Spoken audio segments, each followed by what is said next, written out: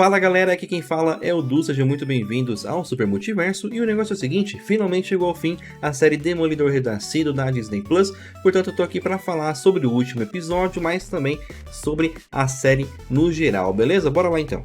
E para começar eu já quero falar o seguinte, tá? Eu achei que essa série ela começou muito bem, ela teve alguns problemas no meio e eu acho que ela terminou de um jeito um pouco ruim, de um pouco abaixo, né, do que ela começou. Não que essa temporada eu tenha achado ela ruim, ou que o final foi ruim, mas eu tenho críticas assim bem fortes sobre o final da temporada, porque eu acho que não ficou tão aquém quanto o início da temporada. E para mim o grande vilão que realmente causou esse problema foi o fato de os produtores colocarem aí vários arcos, uns 5 arcos em uma temporada só de 9 episódios, em comparação com o que a gente tinha lá na época que a série era da Netflix, onde a gente tinha ali em média 20 episódios por temporada e ainda assim eram desenvolvidos ali 1 ou 2 arcos só. Então vamos relembrar aqui, né? A primeira temporada de Demolidor da Netflix, ela traz só um arco, onde o Matt Murdock ele vira de fato o Demolidor e enfrenta ali os chefões do crime de Nova York, principalmente o Rei do Crime. No final da temporada o Demolidor acaba derrotando e prendendo, né,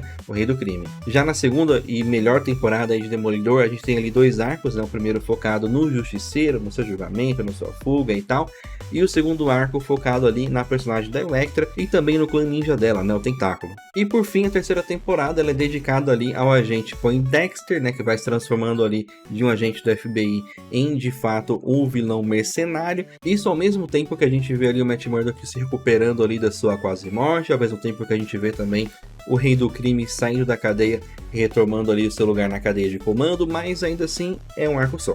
Já nessa temporada curta de 9 episódios, tem aí uns 5 arcos diferentes, né? Vamos lá, vamos contar. A gente começa essa série aí com um arco que mostra simplesmente como é que os personagens estão aí depois de 7 anos, né? Ausentes, 5, 7 anos que a gente não vê esses personagens. Então, esse arco inicial, ele posiciona o que esses personagens fizeram, onde eles estão e o que eles querem fazer a partir de agora, é bem importante, né? Tudo isso. No segundo arco, a gente tem aí todo o julgamento, né, do Hector Ayala, o Tigre Branco, e esse arco de longe eu acho que é o melhor de todos, o melhor que a gente tem aqui nessa temporada. É um arco muito importante e muito bem feito. A terceira história não é exatamente um arco, é um episódio só, mas é deslocado, né, de tudo que a gente viu aqui nessa temporada, que é aquele episódio filler, basicamente, onde tem ali um assalto ao banco e o Demolidor acaba conhecendo o pai da Kamala Khan. Depois disso a gente tem ali o arco do Muso, que é um arco que eu tenho as minhas reclamações sobre o Muso, que eu vou fazer aqui, mas no geral eu gostei bastante, tá, desse arco. E aí, o último arco, ele não tem um objetivo muito claro. O objetivo do último arco, ele é mostrar quais eram os planos de verdade do Rei do Crime e da esposa dele e fazer um gancho para a segunda temporada. Só isso, e é por isso que eu achei que esse último arco foi bem pequeno em comparação com os outros. Então vamos lá, vamos focar agora nesse último arco aqui, nesses últimos 2 episódios, principalmente no último, né? Para começar, eu já falei aqui, acho que o roteiro dele simplesmente não serve para muita coisa, já que o objetivo é não dar uma conclusão final, é mostrar ali quais eram os planos do vilão e dar um gancho para a segunda temporada. Isso já deixa aí esse arco muito abaixo de todos os outros que foram mostrados aqui, que pelo menos tiveram um final.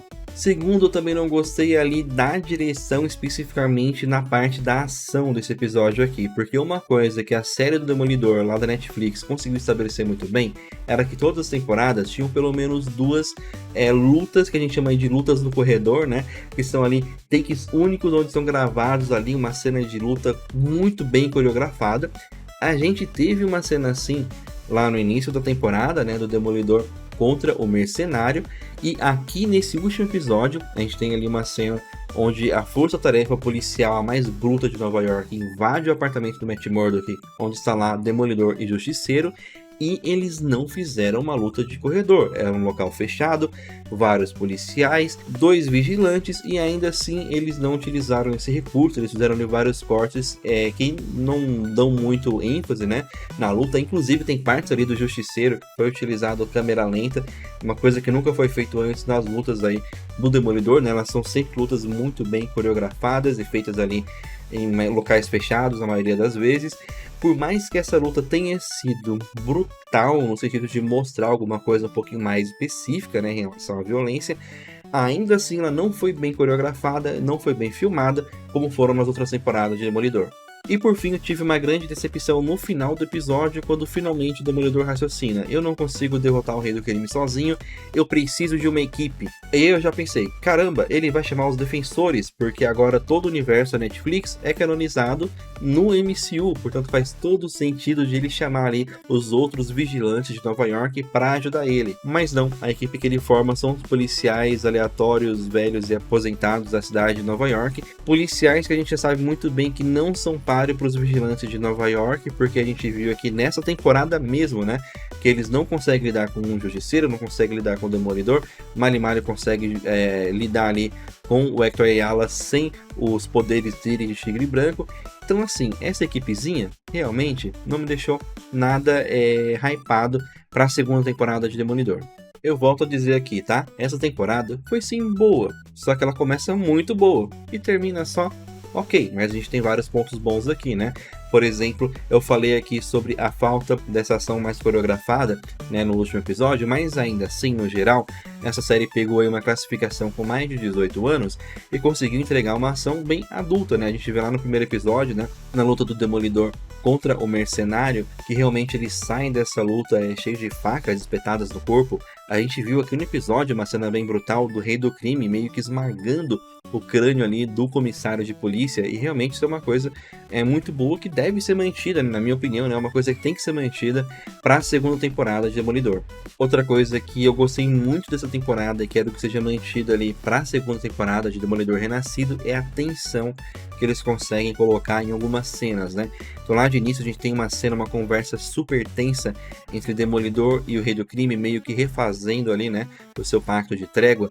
A gente tem umas cenas super tensas também no julgamento do Hector Ayala. A gente tem outra cena super tensa onde o Muso vai revelando ali pra Heather que ele realmente é o vilão e que ele quer fazer mal pra ela. Essas cenas realmente eu achei bem interessantes, não tinham lá na temporada da Netflix. Eu acho que é uma coisa que deve ser mantida para a segunda temporada.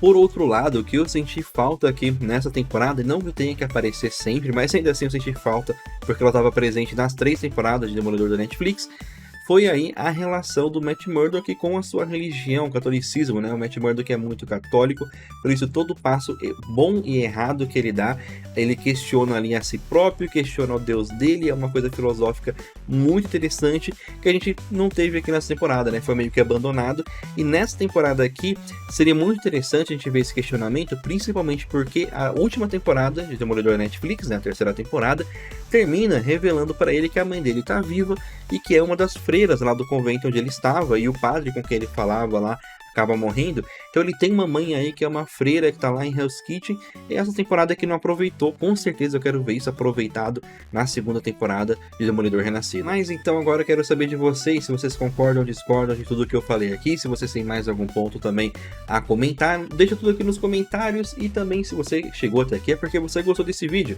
então não esquece de deixar aqui o seu like, e pensa também em se inscrever aqui no canal, porque a gente é um canal novo aqui no YouTube, né, a gente não tem nem 100 inscritos ainda, e você pode ajudar a gente a chegar aos primeiros 100 inscritos, beleza?